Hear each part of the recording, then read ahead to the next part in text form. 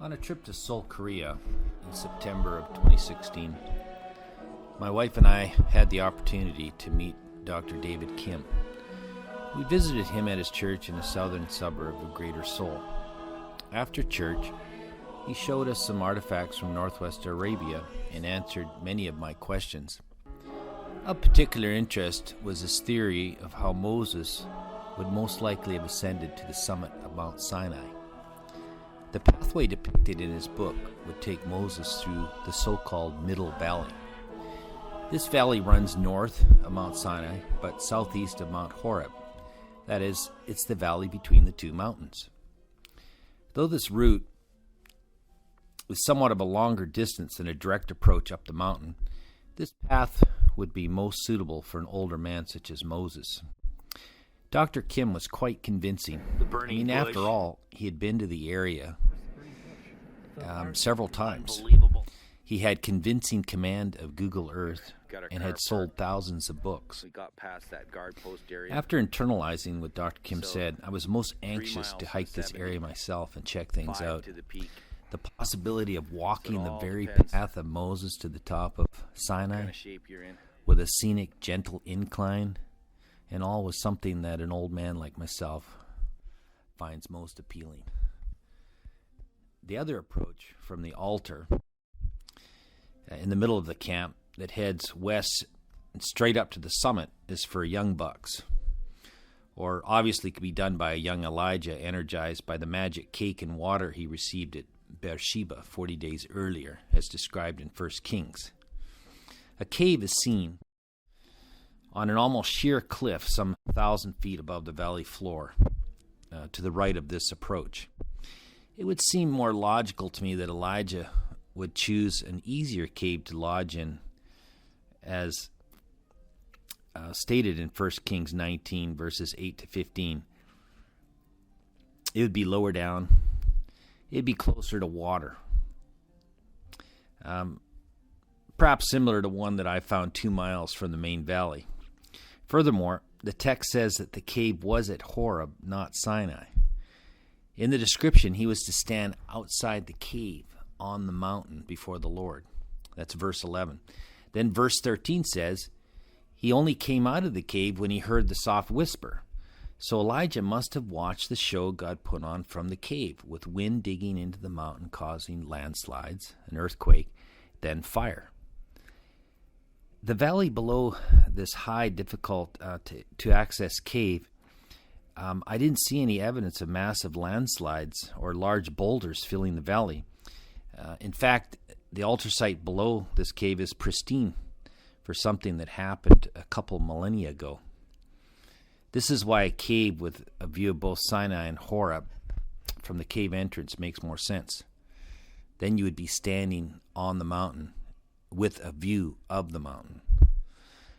This high cave above the altar just looks out away from the mountain into the valley floor, thus intuitively would not be an optimal panorama for landslides, fire, and an earthquake.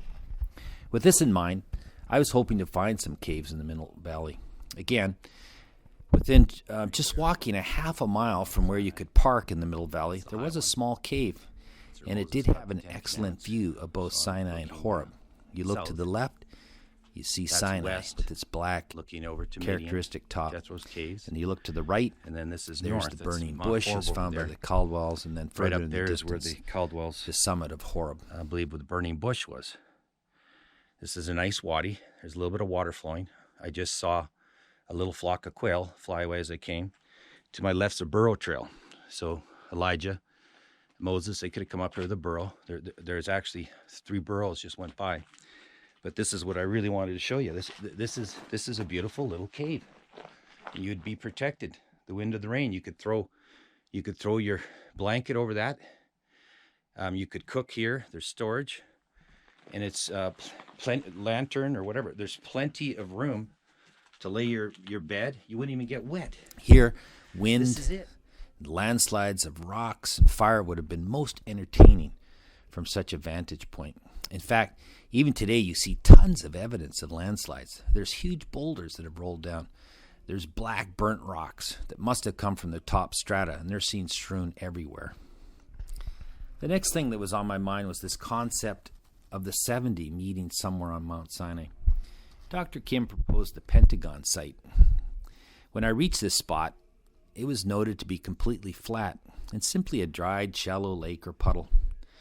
There were donkeys there and looked like they'd been rolling in the dust. I also saw some quail exiting as I arrived. Quail. It's totally cute. So the quail live at the Pentagon.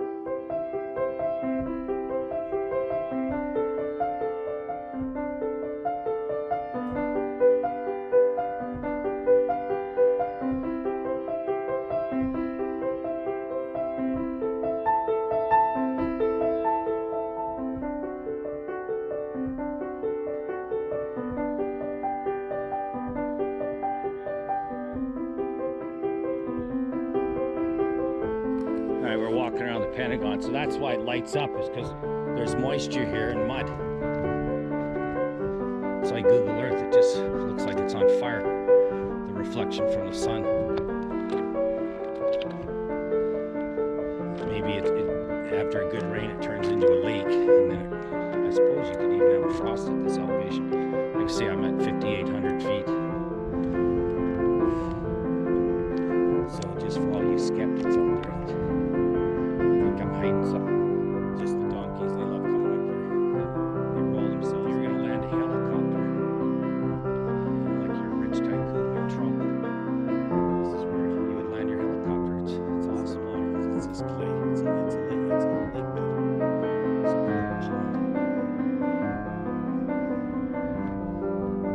Oh, it's a beautiful hike up here. I'm telling you, it's only 3.5 miles. It's on the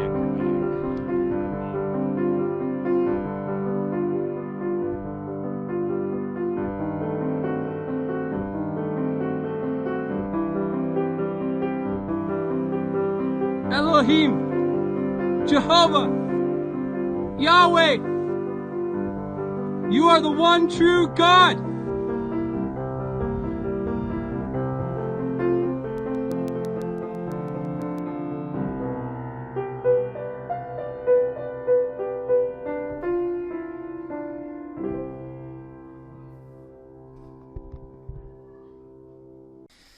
A more promising site for the 70 meeting was closer to the main valley.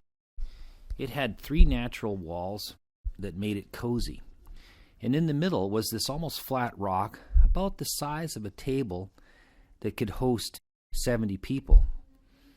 You could easily fit 30 on each side, considering the length of this rock. Furthermore, a cave was noted on the west side of this clearing. This cave was a little larger than the Old Man Cave that I showed earlier, and water was nearby. In fact, there was nice pools of water, flowers, and from this vantage point you could see a stunning view of a rock formation that looked exactly how I'd imagined Moses praying to God to spare the children of Israel. There was so much more to explore, but it was time to leave due to the setting of the sun. Maybe next time, an even better cave will be found. But for now, one has a choice to make. You could go for the difficult hike straight up to the cave on the cliffs below the tablets, or you can take an easy, leisurely hike towards the Pentagon and see some small Middle Valley caves. One has to contemplate not only Elijah's visit to Sinai, but also the Apostle Paul. And the Bible says he was in Arabia for 3 years, and he was looking for solitude, communion with God. And no doubt he could have found it in the Middle Valley of Mount Sinai and Horeb.